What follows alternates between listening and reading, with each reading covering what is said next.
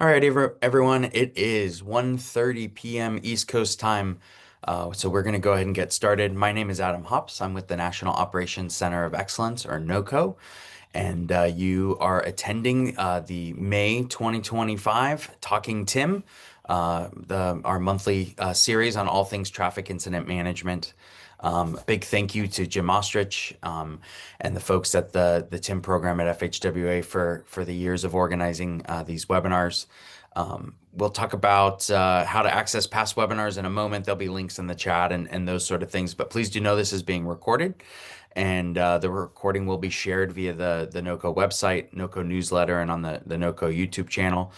So go ahead and sign up for our newsletter to get the quickest access to the recording. It'll come out tomorrow. A few ground rules for those of us who are new to those of you who are new to this series. We do, you will be muted. You came on muted. You'll be muted throughout. We will have a Q&A. There's a Q&A box up on your Zoom tab on the top of your screen or bottom of your screen. Feel free to put questions in there for presenters. Please use the chat box for checking in, like I see many of you are doing, or any questions for, the organizers, NOCO, or any technical assistance we can provide you during the webinar. But that Q&A box is going to how you're going to want to engage with our presenters today. We also have closed captioning available and a transcripting, so use that Zoom control bar to access those if you'd like that. And feel free to reach out with any future questions about Talking Tim, registration needs, anything along those lines. We're available to help. So once again, Jim, thank you so much to you and Vishali and the team for organizing this month's webinar and the years of Talking Tim webinars and resources. I'll turn it over to you. Thank you, Adam.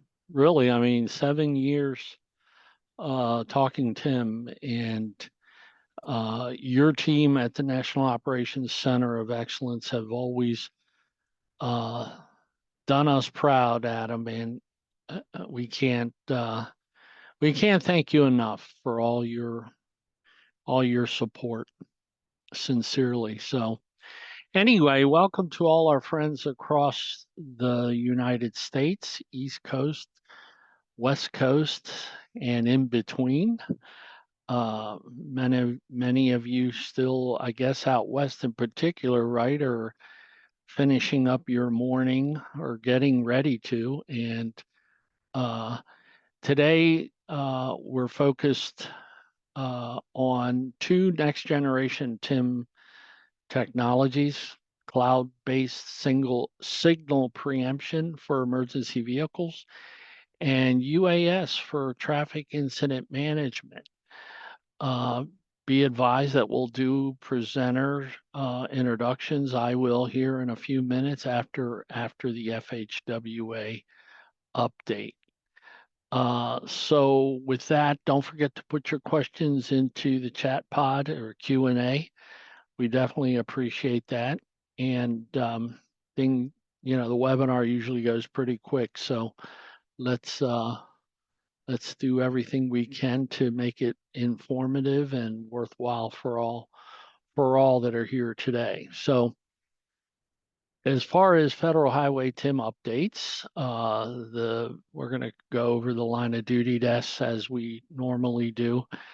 The national or the next generation TIM resources refresh on the National Operations Center of Excellence, and gearing up once again for Crash Responder Safety Week 2025, which falls on November 17th through the 21st.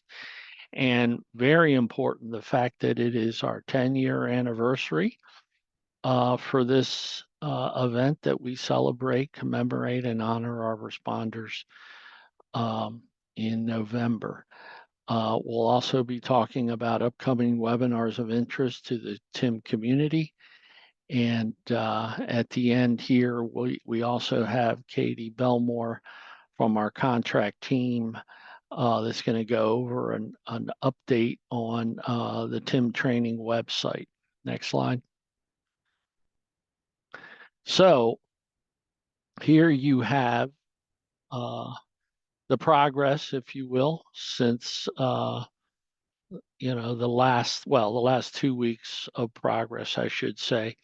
And big kudos to these 10 states that have done trained a very respectable, a very, very respectable number of responders over the past 2 weeks.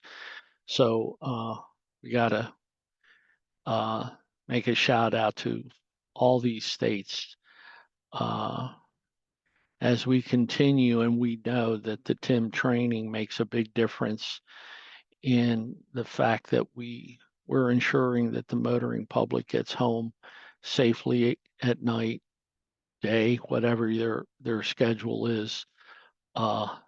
It's a big deal, and we'll go over the numbers little more in a minute here. Next slide. So here you see the bar graph or chart showing the disciplines trained so far, and in red, how many are to be trained in that discipline. The numbers are always in the rears.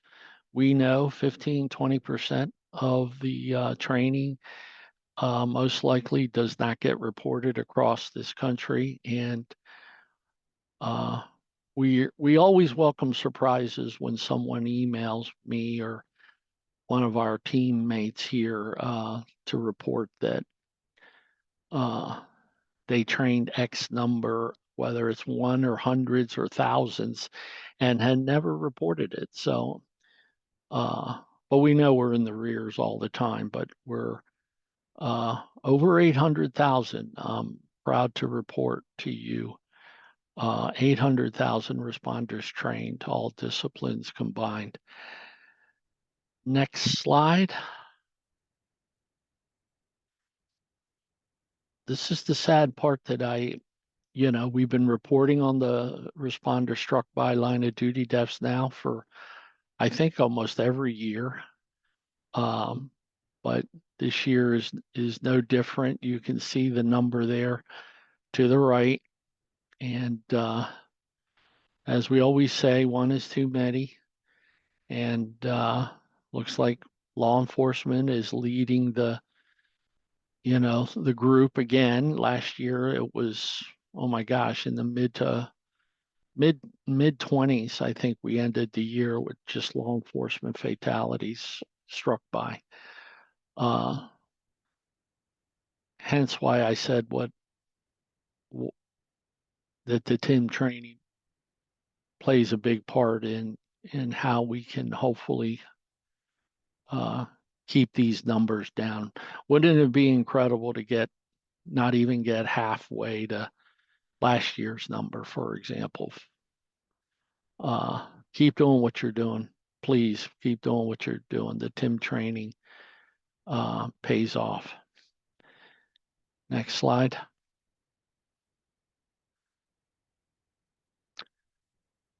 So we have webinars, upcoming webinars that we want to make you aware of. The planned special events, one in particular on June 5th. There's a big project that we're engaged in. My colleagues and team leader, David Johnson and Sharon Cuevas, along with a whole host of other DOT and other stakeholders preparing for the World Cup soccer games across the country. And in particular, these two here, our friend Robert White, previously with AASHTO, and now with Nashville DOT. He's going to be presenting on major special events, as well as Jason Sims from Kansas City's FIFA World Cup planning, traffic management plan checklist. And these webinars, you should take advantage of them because there's a lot of new updated information on how planned special events are managed.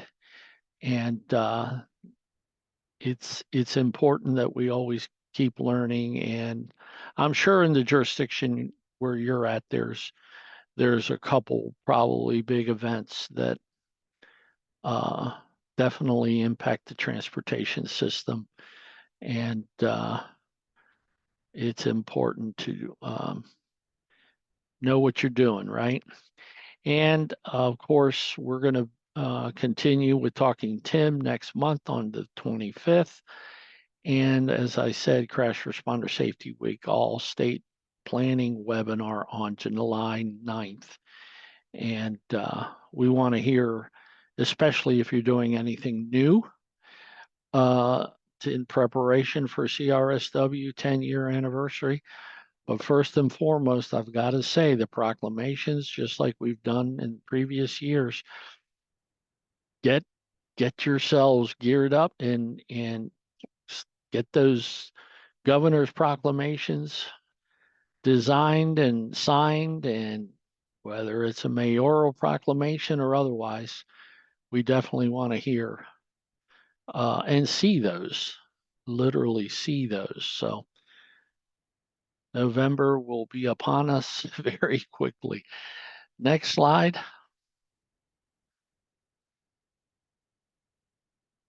So with that, I'm going to turn it over to my dear friend and Tim training contractor extraordinaire, Catherine Belmore. Thank Katie? you, Jim. So we just wanted to take a minute and show you guys the update that we're making to the Tim training site. So I just need to be able to share real quick. Adam. All right, perfect. Thank you. All right. So what you're seeing here is our test version, soon to be live version of the update to the National TIM Responder Training Program site. Now we did just do a little bit of a renaming. We're referring to this portion here where people log in as the trainer portal. So just like before, you have to have completed a TIM Train the Trainer to be able to log in, and that's where you can access all the training materials. But what we've added to this home site that doesn't require a login is just a nice brief overview of the program. And then we are actually able to provide the training statistics in real time on the outside here. So anybody can come see this information. Real quick, I'll caveat to Jim's point, we are over 800,000. This test site is just linked to old data. So as soon as we push it over to live, it'll resync with all the data in the database. So don't worry about the number, it'll be correct.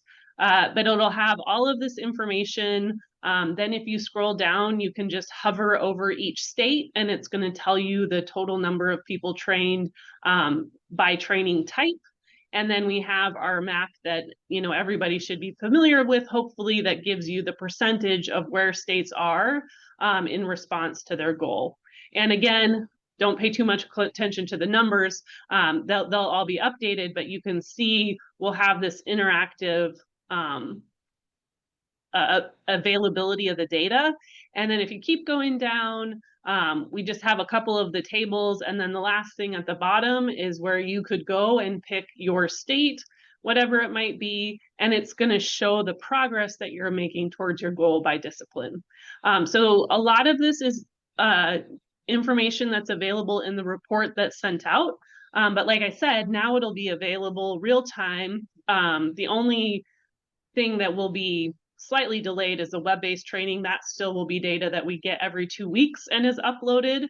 But as soon as anything gets entered in as a training class into the site itself, it will show up here. So we're excited about this update. I'll just take a second to log in and show you guys we're also updating the interface for the what we're now going to refer to as the trainer portal. And it also has that information at the bottom so that you don't have to log in and out to be able to see it. If you log in as a trainer, you'll also be able to see all this interactive information, as well as access the training materials and then record your training just like before. So real quick, I'm also wanted to give a quick update on what we're doing with the training materials themselves. So let me share a different screen. Oops. Here we go.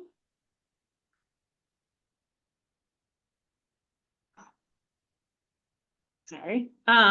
So I also just wanted to let everybody know, so we looked at the new site, that we're also finalizing within the next week, version 4.1 of the training materials.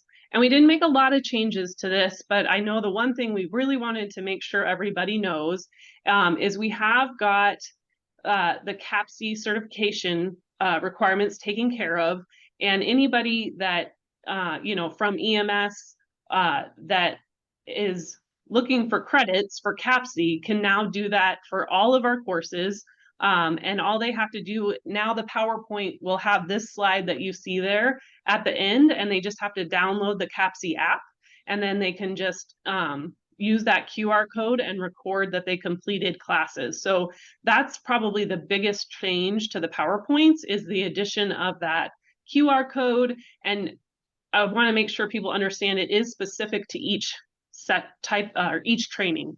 So the Train the Trainer has one QR code, the 4-hour training has another, and then also the instructor-led virtual training has one. So each PowerPoint will have the correct QR code to allow us to start even more improving the numbers of individuals that are able to get that credit. And then we are just finalizing all of the support materials. We'll have the new certificate you can see there. We'll have the student handout. I know a lot of people have been looking for that, as well as the template for the announcement. And we'll have that stuff not just for version 4.1 of the training materials, but we'll also have the TIM refresher training out there. So the refresher training is just a 1-hour refresher, and we're giving it under the assumption that people have already taken the 4-hour class or already completed one of the online versions of the training. So we really pared it down and focused on the content related to responder safety and temporary traffic control. And then you can see we tried to make it really clear in the PowerPoint. We're not going into the details on MUTCD or that common road and lane designation terminology. We're not going to cover ICS. And then, the whole lesson 7 that covers scene hazards and other considerations. And then, so if anybody is not really familiar with those materials, we would recommend that they go back and take the 4-hour again. So all of that will be available. We'll send out an email next week when everything is uploaded. And then the new site is up, so you guys can go check it out and look at the materials, and certainly let us know if there's any enhancements you would like us to make. But we're really excited to be able to give people the opportunity to access that information in real time. So with that, I will stop sharing and turn it back to you, Jim. Fantastic, Katie. Great job as usual. And I want to stress that it took a sizable effort to bring you what Katie just presented here, to make it easier for those that are not trainers, that are not graduate Train the Trainer trainers, to still access the data in real time. I don't know if you realize that fact, that this is a game changer, and of course it's not for everyone, but certainly the 200 or more participants that are here, you're welcome to get on there and see where your state is in terms of the TIM training. And So we think it's a big deal, and we hope you enjoy that and take advantage of it for sure. So anyway, thanks again, Katie. Next, I am going to introduce our first presenter, and pleased to introduce Bruce Newman and Laramie Bowron. Uh, Bruce is a senior traffic operations engineer with the Seattle Department of Transportation. He has 20 years of experience in municipal traffic engineering, plus 8 years in private consulting. His main passion is traffic signal operations. I love it. I love it as a traffic signals geek. And we all love our traffic signals, right? Or do we hate them, right? We love them when we're in the green band. Uh, when he's not adjusting signal timings, you can find Bruce camping with his family or officiating soccer and baseball. Laramie, on the other hand, brings 16 years of public and private sector transportation experience. He spent his entire career focused on improving mobility and enhancing the effectiveness of urban transportation. Laramie is excited for the opportunity to work on a platform that can improve efficiency and mobility for billions of people around the world and save time and money, I dare say. Okay. Congestion is still a big part of traffic incident management, and arterial systems, major and minor arterials with signals, timing, and other roadways are an important aspect of any state, municipal, county transportation system. So with that, I welcome Bruce and Laramie. All right, thank you, Jim, for that introduction, and good morning or good afternoon, depending on where you are in the country or the world. Love to see such a diverse group interested in traffic incident management. Today, I wanted to discuss Seattle's cloud preemption project. Next slide, please. And Seattle is well known for clouds, but of course that is not the type of cloud I'm talking about today. Today I want to discuss a network of remote servers accessed over the internet. And by preemption, I mean overriding the normal sequence of timings of a signalized intersection to deliver a green light for emergency vehicles. Today I'd like to tell you about Seattle's project, describe some of the basics of traffic signal preemption, some trade-offs of a line of sight optical system versus a cloud system, and share our findings. Next slide, please. Preemption was an important piece of a much larger project in this area shown. Every project seems to need an acronym these days. So this is our Multimodal Integrated Corridor Management for All, or MICMA project. And we're very grateful for grant funding from Federal Highway Administration. So I'm showing part, actually go hold there, please, yes. I'm showing part of the university district around the University of Washington. It's a large urban campus, over 52,000 students, surrounded by water. So we have some limitations on alternative freeways and arterials. The project area encompasses approximately 50 signalized intersections.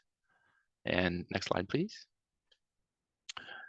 The university area just has ubiquitous, constant pedestrians and cyclists, large volumes of transit, 2 light rail stations, football games and other major events and incidents all put stress on our transportation system. With all these challenges, we need to maintain access to the University of Washington Medical Center and expedite emergency vehicles throughout the area. Next. The project also included adaptive traffic signal control, extensive improvements of vehicle, pedestrian, and cyclist detection, and several other elements. But what I really want to focus on today is the last bullet point here, cloud-based emergency vehicle preemption. Next. So our Seattle fire vehicles were already communicating their position to our dispatch center So with this project, we now have the dispatch center automatically sharing this with Light's cloud server, which determines when to request traffic signal preemption. Next, please. But first, I want to share this simple model of optical preemption, which I guess I can call the old way. So an emitter is installed on the apparatus. So near the light bar, there is a device sending a flashing light encoded with a short message that identifies the apparatus. A detector is typically installed near the traffic signal displays and transmits that message to the traffic signal cabinet, which terminates conflicting movements and delivers green lights to the emergency vehicle. This does require line of sight, so that we have major constraints with trees, horizontal and vertical curves, buildings, and just some limitations on the equipment. And so it's pretty common, at least in this part of Seattle, it'd be very common to be limited to 400 to 600 feet maximum of visibility.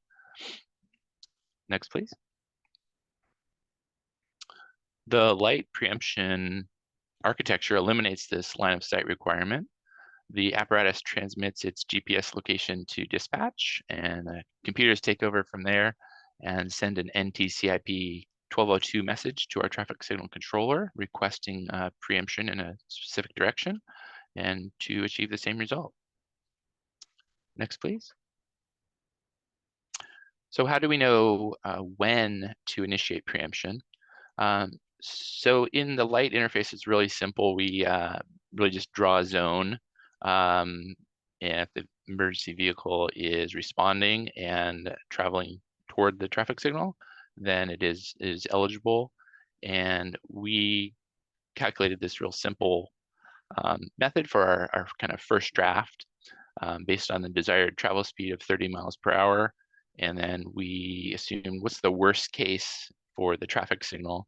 The worst case would be that we're currently serving a conflicting pedestrian movement that we need to terminate. And so that's going to take some time. In this example, the FDW, or flashing don't walk, is the pedestrian clearance interval, the normal time to communicate to pedestrians that their turn is over. And the yellow and all red interval in this example takes 26 seconds. So that would require over 1,100 feet of detection. Next slide, please. The cloud advantages we found is really rapid deployment of the emergency vehicle preemption system. We've eliminated much of the equipment in vehicles and at intersections and traffic signal cabinets. Most importantly, we have a higher probability of a green light. We have a very simple way to monitor the system performance through a web portal. But one caveat or drawback, it does require network communication. So if you lose communication from your City Hall or your central system to the field, then you will not be able to provide emergency vehicle detection. So this is a very important tool. So consider that and consider upgrading your communication system if needed. Next, please. We did discover a very reliable uptime, over 97%. I think we can do better than that. Most of our limitations there, I think, were communication issues on our end. No real issues with the vendor. And we found it very effective at delivering green lights for emergency vehicles. Before and after study increased the provision of green lights from about 59 to 76%. Well, that's a big change. I think we can do much better. And I think as we continue to use this system, we're going to adjust the zones and make some other adjustments to how it works in hopes of getting a much higher percentage of green light. Travel speed through the intersection improved, which gets the emergency responders to the scene much sooner to help save somebody's life, hopefully. An important finding was very important to talk to your emergency vehicle drivers. They know some of the really unfortunate things that some general purpose drivers may attempt to do while trying to get out of the way of the emergency vehicle. So riding along with them in the apparatus was very educational. And next, please. So these are preliminary results. We do plan to examine the fire response times in much greater detail. We would like to increase our system uptime from 97 to well over 99%. And I think we can increase the green light provision or the delivery of a green light to the emergency vehicle from the current 76% to hopefully 95%. We would like to expand the system to other corridors. We're actually doing that right now, this very week. And we're also planning to add transit signal priority using a similar product from Light. And the city is not in a position to recommend a particular product, but we are very pleased with this type of technology. There's other competitors to Light who are also in use in our county, and I think it's just a very exciting way to improve emergency vehicle response. And next, please. And thank you for listening. And with that, I will turn it over to Laramie. Great. Thank you so much, Bruce. And yes, super excited to talk to this group. So again, my name is Laramie. I'm the head of the sales team at Light, and we're pleased about this partnership that we have with Seattle. So we are a cloud-based TSP and EVP provider that's based in California. So if you go to the next slide, we are hardware-free, completely cloud-based, and I'll talk a bit about how we use machine learning and machine learning to improve the accuracy of our algorithms and to make sure that we're able to drive those really important metrics that Bruce was talking about.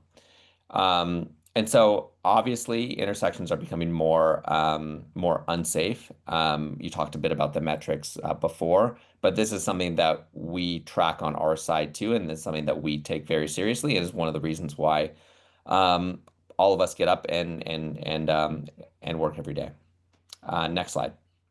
So Bruce touched on this, but EVP has come a long way since its first iteration with the optical detectors that had to require that line of sight. As Bruce said, it doesn't really work around corners or over hills, or if there's bad weather, or if just the detector hasn't been cleaned regularly. And this can result in inconsistent behavior across a corridor. Also, there's not great analytics on if it's working and what the efficacy of it is. So if we go to the next slide. So again, what a cloud-based solution offers is a more accurate ETA. So the way Light works is we essentially run a prediction algorithm. You and your fire departments and your EMS services have made tremendous hardware investments, both in the cabinet and on the vehicles. And all Light does is leverage those. So we use both real-time and historical travel patterns to run a prediction algorithm to predict when that vehicle will get to that intersection. And when it does, we make sure it gets a green light. So for something like even TSP, we can start to predict a vehicle's arrival up to 2 minutes in advance. And this is all just working with the individual controllers and leveraging the data standards like Bruce mentioned of NTCIP 1202 for EVP. So Bruce mentioned one of the drawbacks is it does require connectivity. That's true. For Light to be really successful, or for just cloud TSP or EVP to be successful in general, it requires connectivity. It requires really high quality GPS, usually 5 seconds or less. And it requires the controllers to be able to speak in the communication protocol for EVP, which is NTCIP 1202. So as long as those 3 boxes are checked, it's something that can be deployed really, really quickly. Outside of Seattle, I think we worked with the city of San Jose. We're on every signal in the city of San Jose for TSP. And for that, we were able to get our first 122 signals up and running for TSP in less than 90 days. So it's come a long way since requiring hardware, taking vehicles offline, getting bucket trucks up to the signals and closing down lanes. This can all be done over the air in days, which is really exciting. Next slide. So when you talk about cloud, obviously one of the things that comes up, one of the concerns that comes up is privacy and security, obviously. And so luckily for kind of us on the call, there's a standard for that too. And so the kind of the gold standard of the day is called SOC 2. And it's a rigorous privacy and security audit, and it's one that Light has gone through. We're going through it every year, and it's really it's meant to show that it's the highest level of privacy and security, and we're really proud, at least for the moment, to be the only cloud EVP provider that has achieved this this audit and this compliance.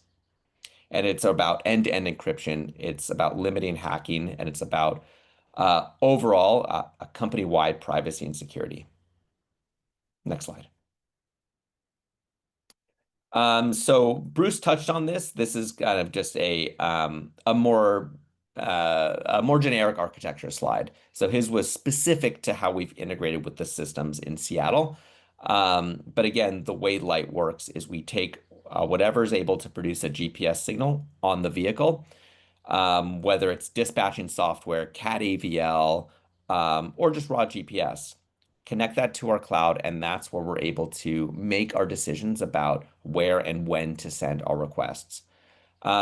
We do have one device called the Maestro. You see that on the upper right. It sits at the TMC.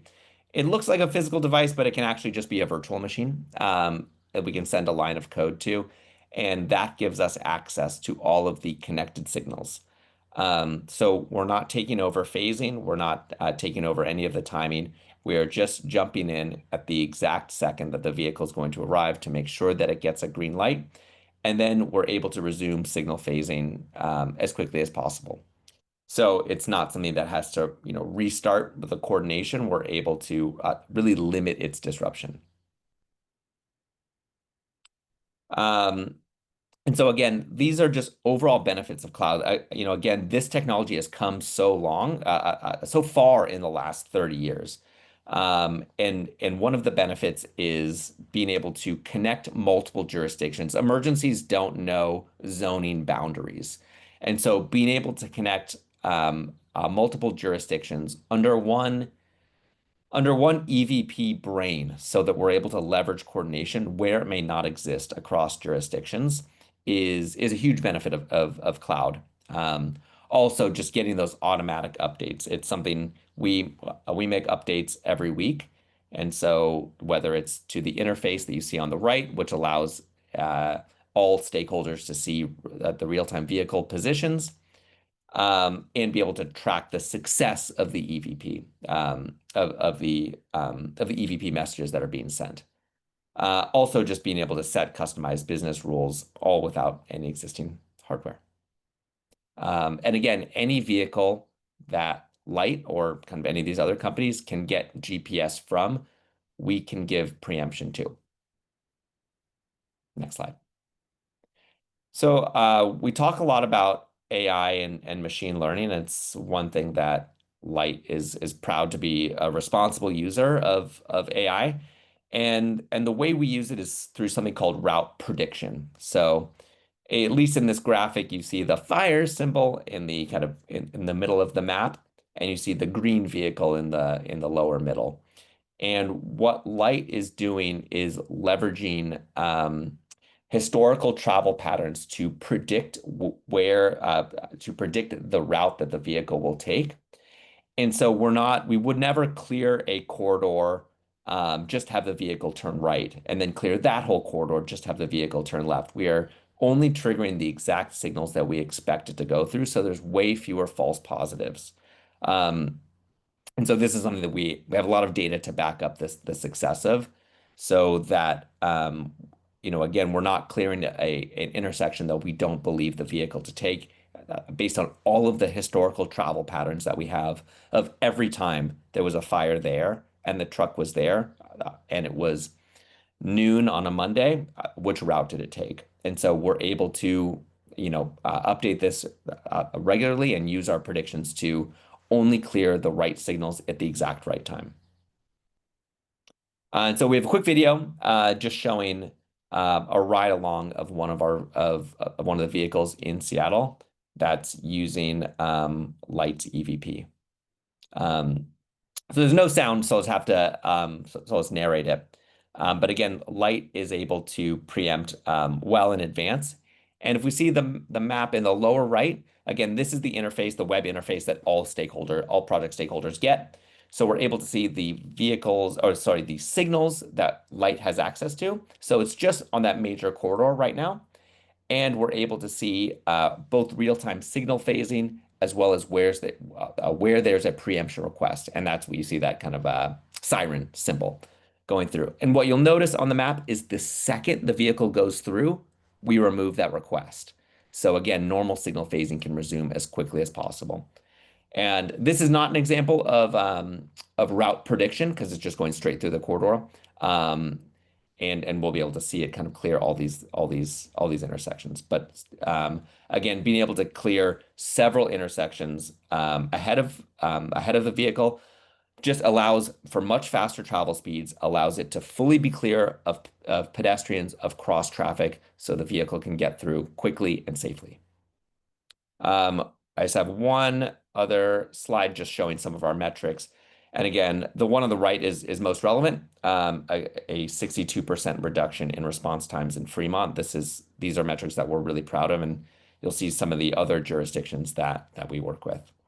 And if you go to the next slide, this is just my contact information, but you can always go to Light. Everyone says Lit, but it's actually Light, LYT.ai, to learn more. And this is something that we're all really passionate about and would love to see if there's a positive impact that we can have on your jurisdiction as well. Back to you, Jim. Thanks. Thank you, Laramie. That was very good. And I can't thank you and Bruce enough for your participation here. I have some questions for you, but I'm going to wait till we get into the Q&A. And I want to remind everyone, if you do have a question for Bruce or Laramie, to please put your question in the Q&A pod. So again, thank you.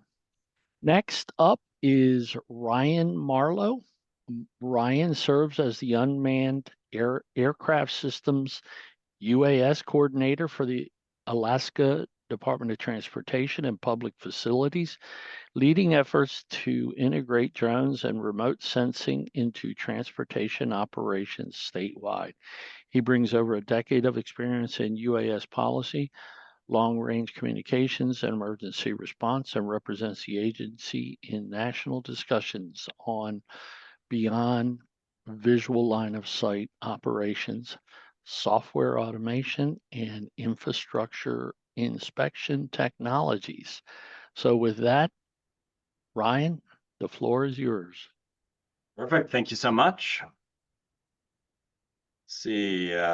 Perfect. Well, today you can hit exactly on what we're going to be chatting about, which is, first of all, drones aren't falling out of the sky anymore, which is a big relief for a lot of us that are starting to use these in more sensitive places. But what drones as first responders, what drones for infrastructure inspection, drones for cinematics, all of these things and all these different backgrounds are converging in bringing a lot of this technology to places where are too hazardous for people. And the most important item, uncrewed.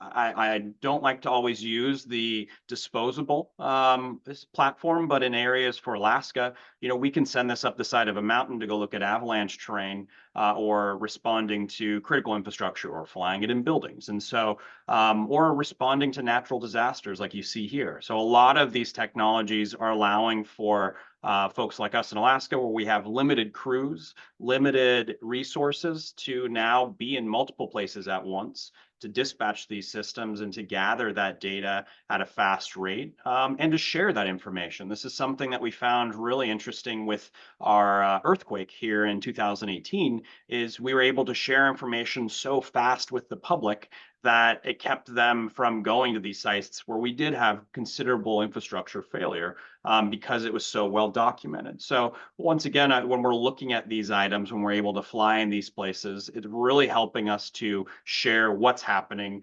as well as allowing for responders to stay out of harm's way. So next slide.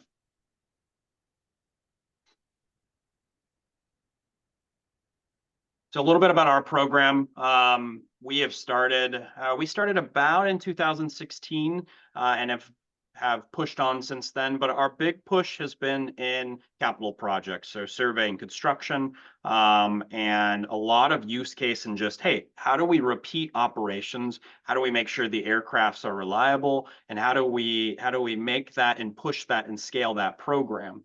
That's been a really interesting item as we've started to come in and work on a lot of TIM projects, work with law enforcement, of taking all of our knowledge of, yes, we can capture that environment, but there's a lot of other items that were showing up as, hey, are the batteries charged? Is the truck negative 20 degrees? And is everything ready to go? There's a lot of items on our side of, hey, how does this equipment work when we don't have 5 or 10 hours to plan for it and it needs to work now? So we've been really excited to break a lot of stuff and fail a lot. And we continue to build upon those failures and build a program. We currently have about 165 aircraft across our department, as well as on average, we're seeing anywhere from 15 to 30 operators get trained per year.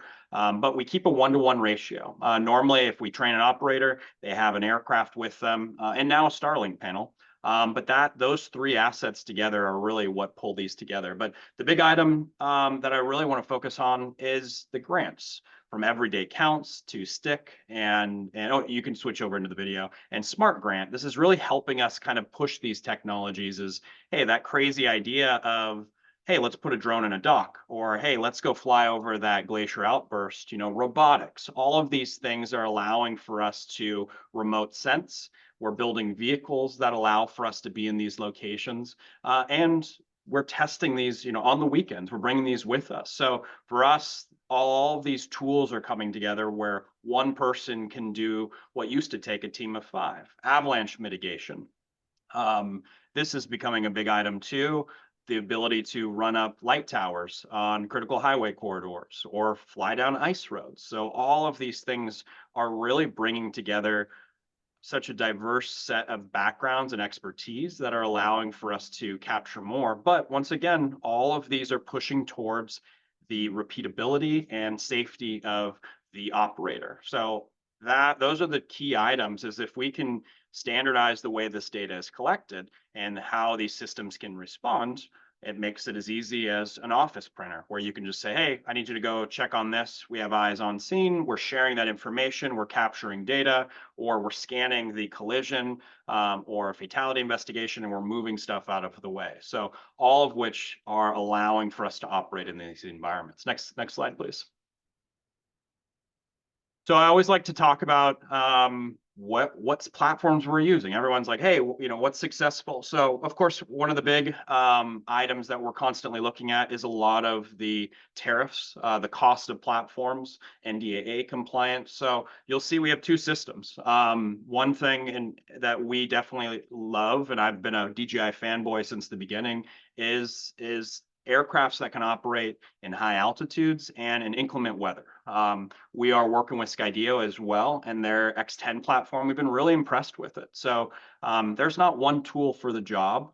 However, we are finding that a lot of these systems, especially with grants and what's allowed, are pushing towards American-made and NDAA. So you'll see today on how we talk about the docks and everything.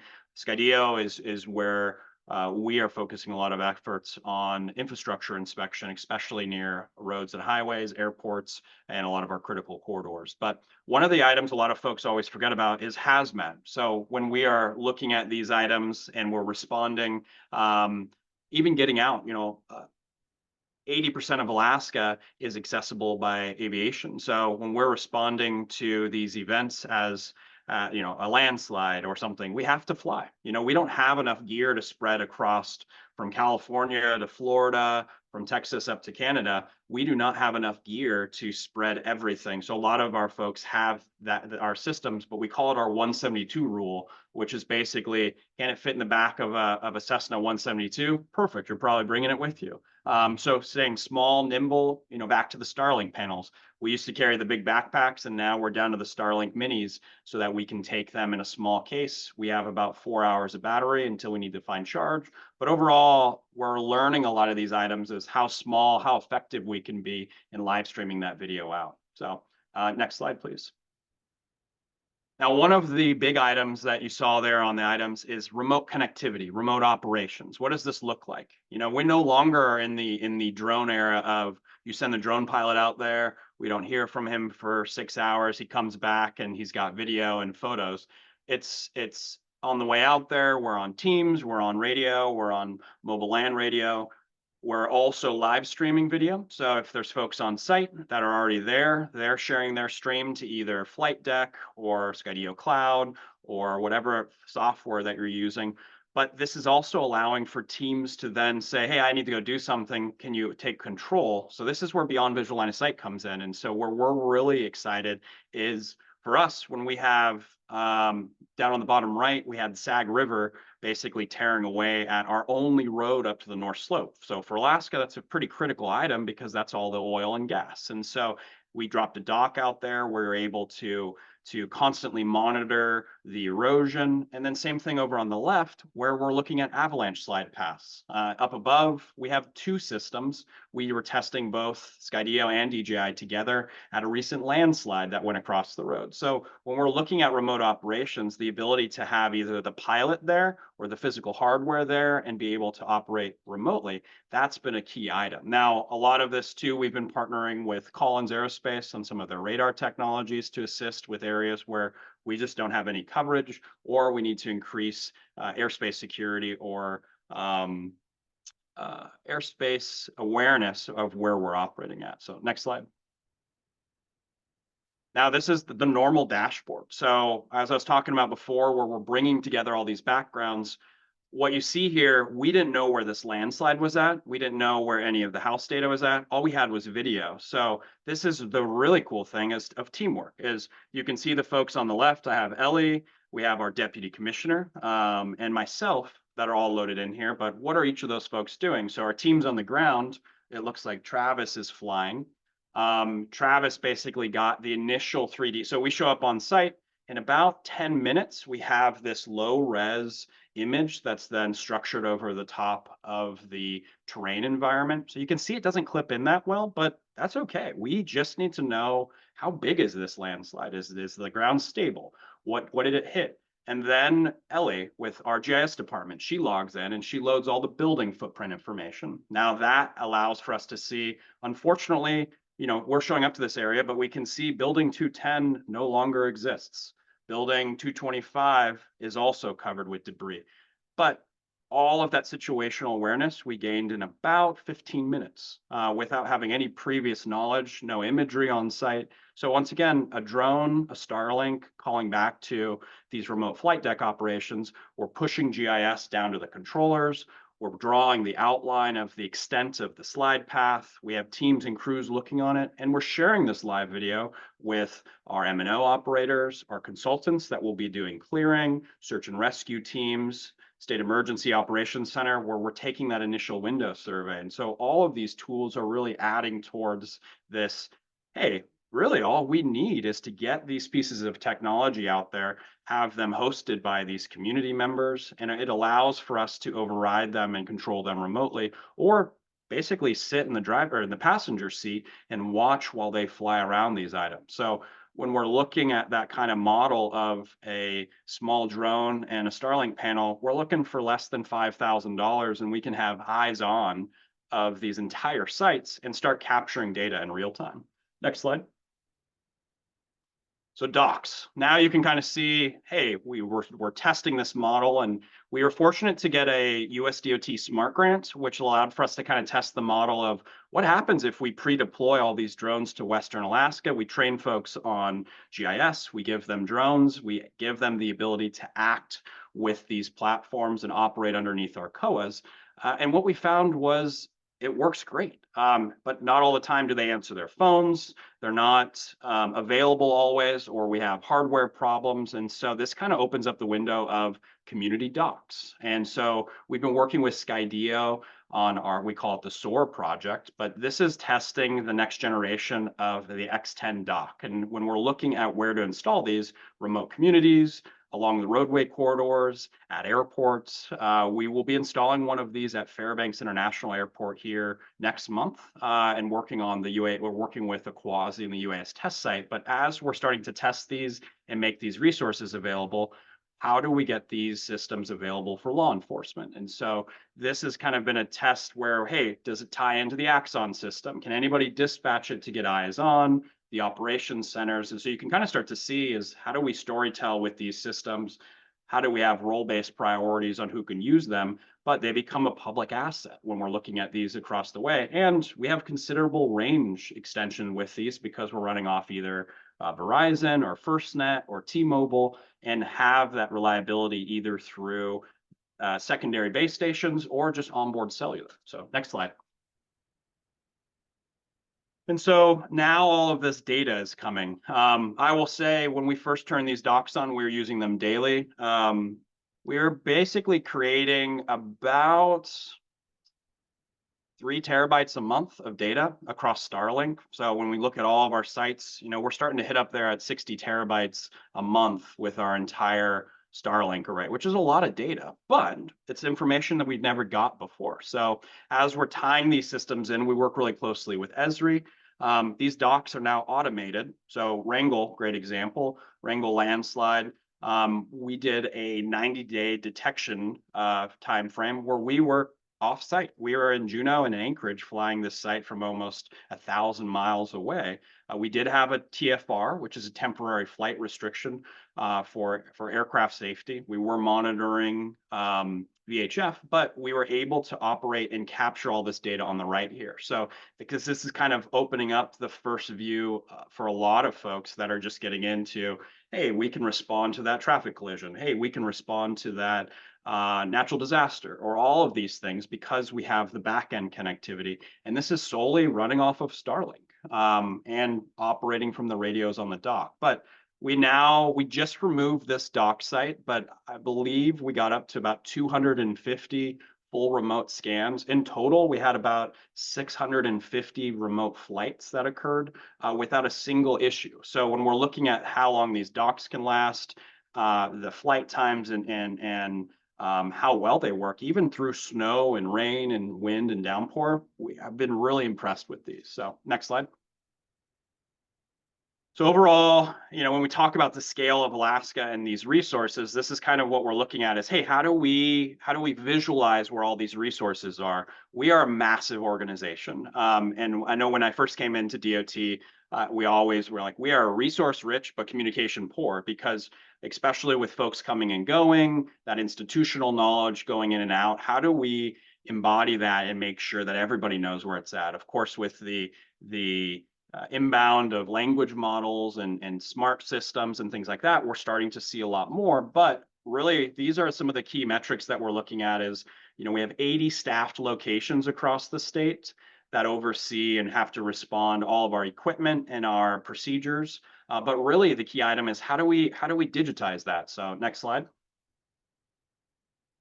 So starting with communications, I know you guys have probably heard me say Starlink 1,000 times by now, but For Alaska, we were a dial-up internet was the best that we had in a lot of these places. So we were used to just working, we didn't have radio services, we didn't have repeaters, we have large gaps in our communication items. So going offline was quite a common item until now, where we're able to basically rebroadcast or show up to these environments and rebroadcast critical services. So one of the key items is down here on the bottom right, where we've been working with Rescue 42 and FirstNet, but being able to take these mini CRDs and the SLC Plus and show up to these dead zones and broadcast a two-mile bubble of FirstNet.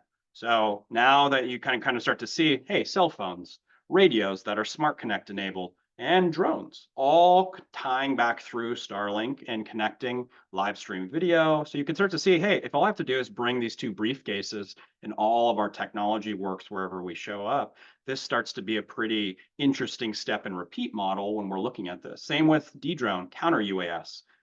That has been a system that we've been starting to test and evaluate, but really bringing the situational awareness of what's happening in this environment, how are we tying all these things together? So next slide. But the big item for us is exactly what I was saying is, hey, the emergency response plan isn't call Ryan. It's, hey, jump onto that virtual agent or that assistant and say, hey, what resources do we have in Bethel? Or, hey, we had a fatal collision on the Seward Highway just south of Girdwood. What resources are on this side or on this side? So all of our vehicles, all of our connectivity, all of our drones, all the docks, we start looking at this, hey, cloud compute resources. It really just allows for anybody that is authorized to be in this system to be able to visualize where those resources are at. And same with connectivity. We've had 3 fiber cuts here lately. And so fiber cut goes offline. Now all these services that you thought would never have issues are not connecting. So we have a redundant connection by using Starlink and low Earth orbit services to then either go back to the internet or just a direct link to our edge and cloud compute resources. Next slide.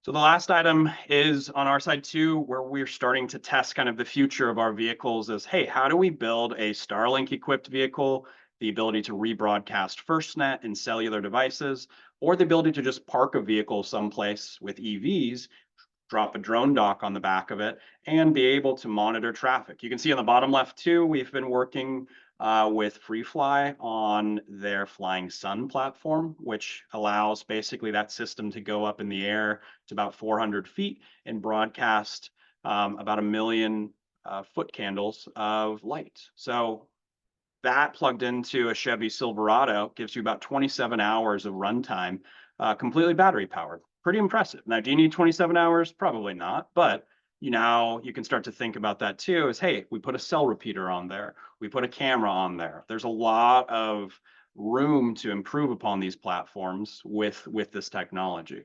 So as we're looking at how this stuff applies to Alaska, mobile friendly for us, just because we cannot invest in putting these systems everywhere due to the cost. So as we're building drone docks and these solutions, we're putting them into vehicles. We're putting a lot of our investment into these systems for first responders to have with them or have in the area that can be dispatched at a moment's notice. So next slide.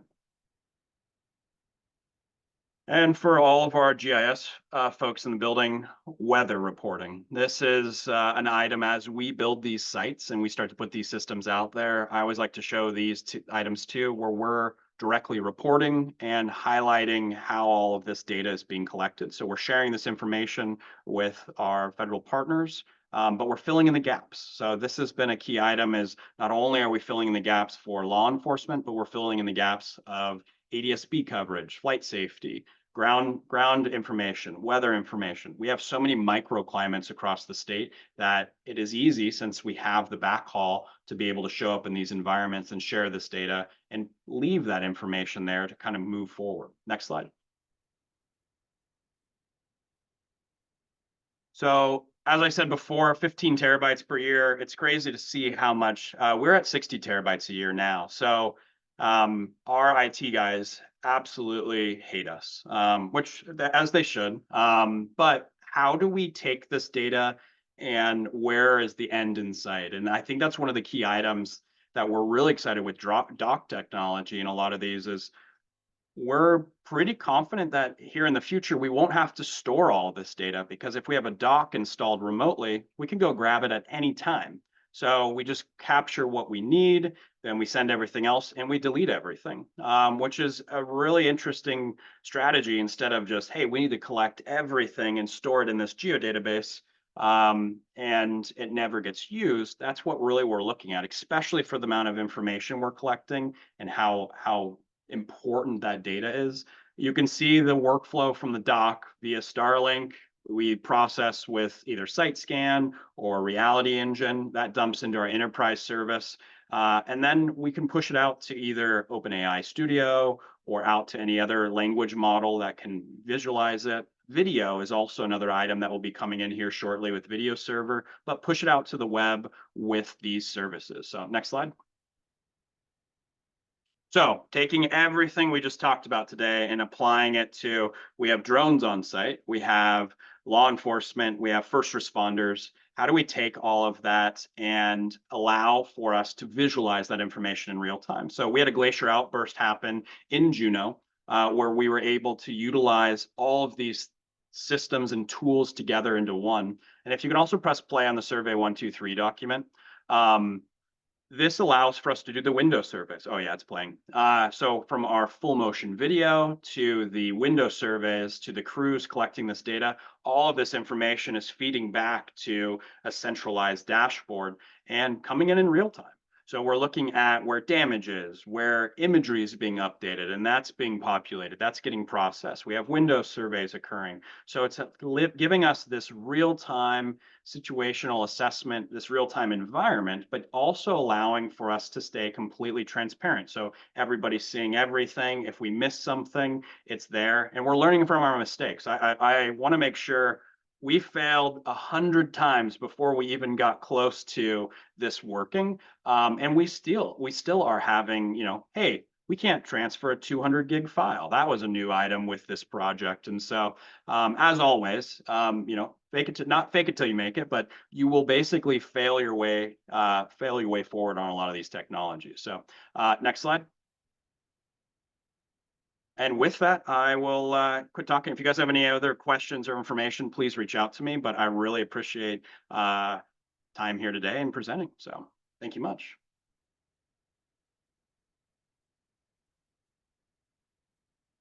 Back over to Jim.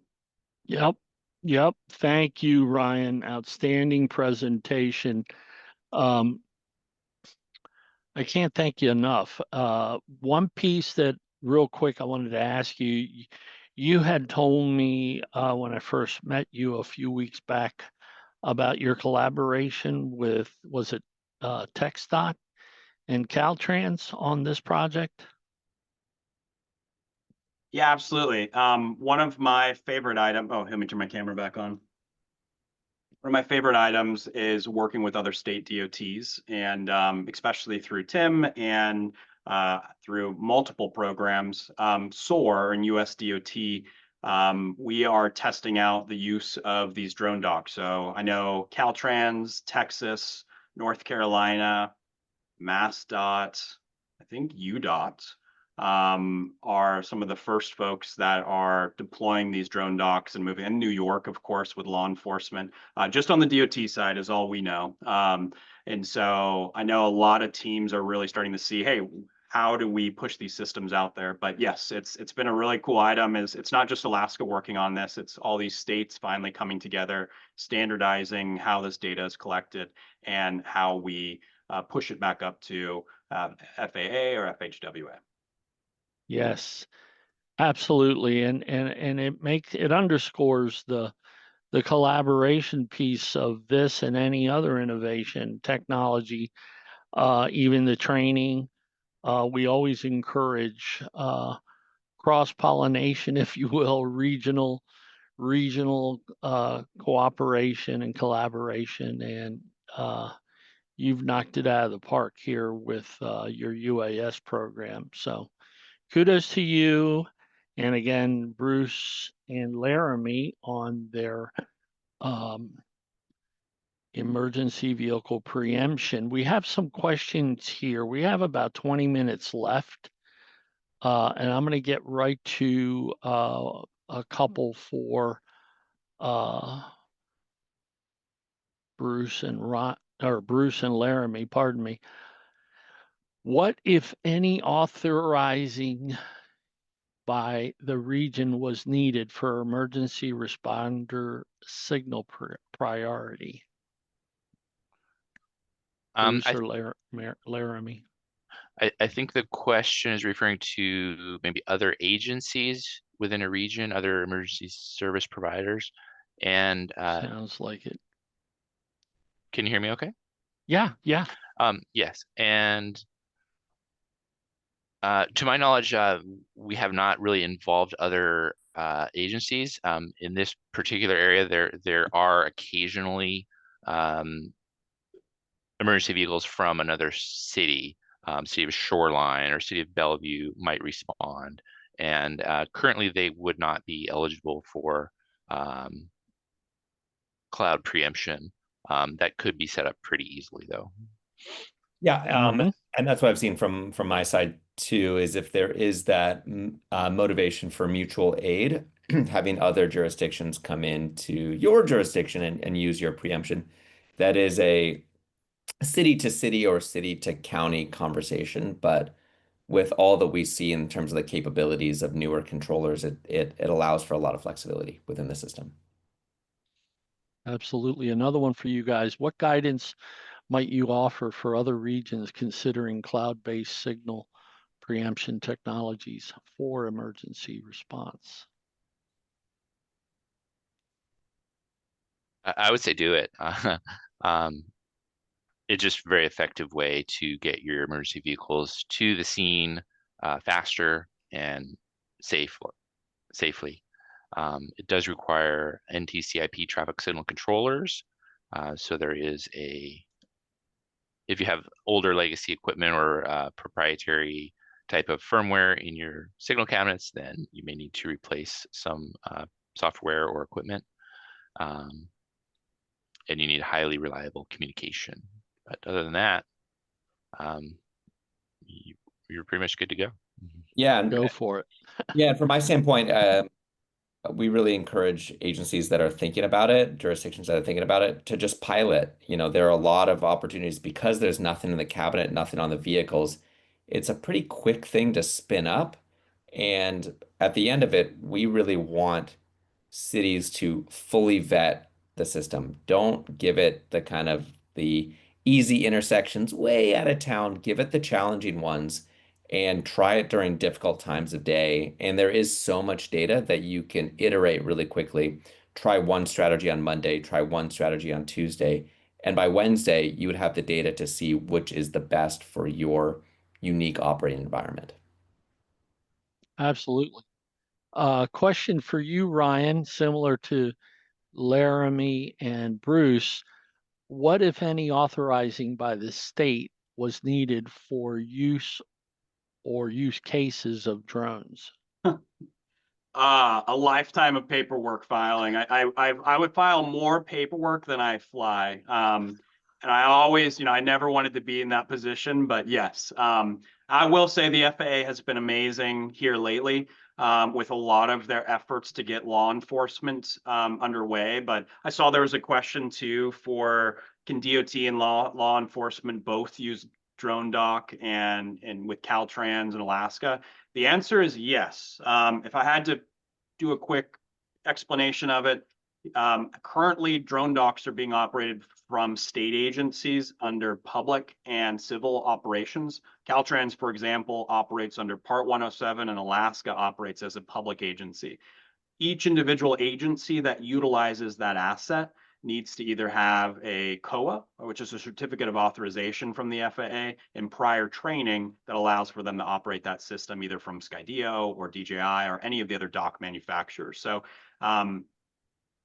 FAA is not the item that is, I would say, roadblocking it. A lot of it at the moment is this technology finally is getting authorized. We're seeing beyond visual line of sight operations opening up for many departments. It's really just how how fast states are adopting it, you know, learning from their mistakes, failing, or as we're doing, partnering together with other states so that we kind of crowdsource this and all learn from each other at the same time, which is really the benefit of all of this is taking what works Absolutely. someplace else, making our own flavor, improving upon it, and sharing it back with the group. So hopefully that answers the question. Is yes, there are it's basically just installing these docks, installing these technologies, you know, cloud first on a lot of these pushes, and getting the correct partners in line to start testing and deploying these systems. Yes, thank you for that. So another one for you, Ryan. What has the public perception been to the use of drones for emergency response? We've spent a lot of time, well, especially with this, it's like, hey, do you mind if we install this suspicious looking box in your neighborhood? Yes, I mean, we spent a lot of time, especially with Wrangell, where we had the landslide. We did have some folks that lost their lives in that landslide. And so we had to treat a lot of the data with sensitivity, but we did a lot of outreach with the community, with a lot of the students, with a lot of the folks of, hey, this dock is going out there, but what this is doing is it's checking to make sure, you know, ground's not moving. So, you know, we're not just showing up in these places, these communities, but we're making sure these communities understand, hey, that tool is keeping us safe. That tool is doing its job there. And we're definitely looking at that, especially with some of our SOAR initiatives, where we'll be installing these docks throughout Alaska, Hawaii, Oregon, and Washington, and testing these different environments. You know, what works well in Western Alaska, you know, with a limited population, probably will not work well in, you know, the heart of LA. You Sure. know, I think that's exactly what we're looking forward to, is we're going to fail our way through this together, find and learn from our mistakes, and continue building these. But public outreach is a crucial item so that folks are aware of what's inside that blinking box that's sitting here making a noise and takes off every couple of minutes. So Yeah, I remember our first exposure to UAS drones was the city of Chula Vista in Southern California. The police department there, they were launching drones from their I guess police headquarters mostly for police activity, but ultimately were started to use it for traffic incident management. So we had a really cool collaboration with them for a while. I have another question for Bruce and Laramie. What future traffic signal upgrades may be a priority for existing signal systems before cloud-based EVP can be implemented? I would just say reliable communication and an NTCIP traffic signal controller. That's it. Okay. Yeah. Yeah.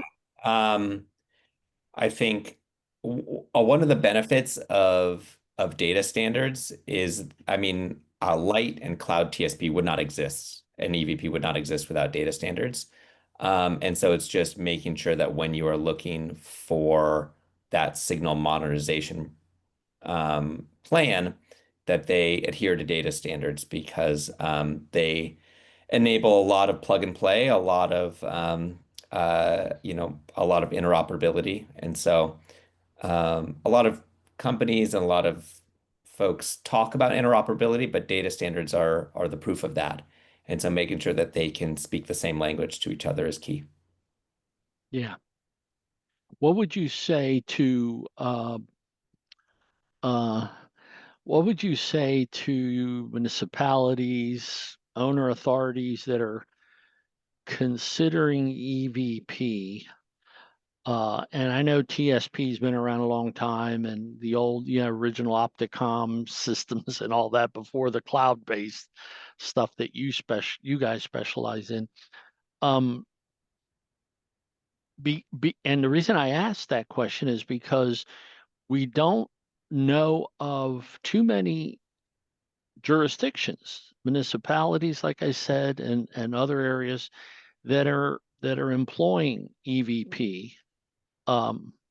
What Why is that, do you think? Or is it the cost overall, or maintenance, or all the above?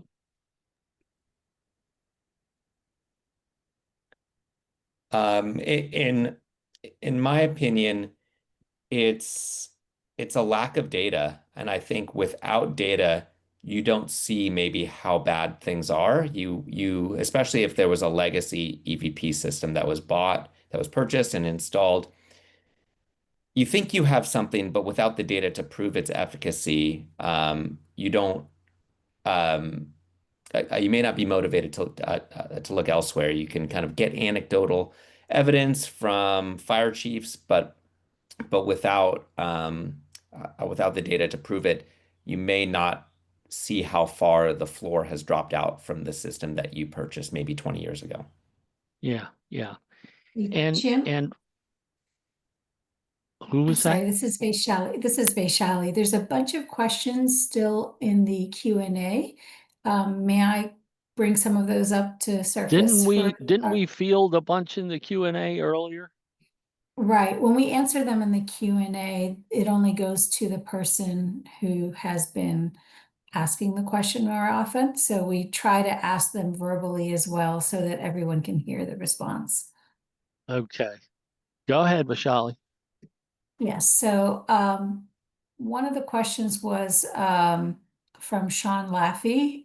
In addition to the observed increase in green time for emergency vehicles, have you also realized any other benefits that Laramie mentioned, such as improved response time?